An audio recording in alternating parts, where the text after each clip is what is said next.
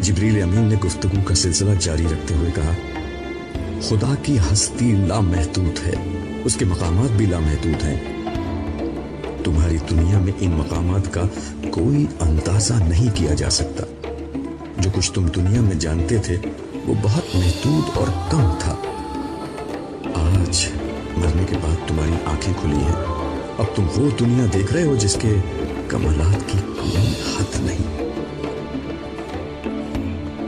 میں جو کچھ دیکھ رہا تھا وہ واقعی جبریل امین کی سچائی کا ثبوت تھا۔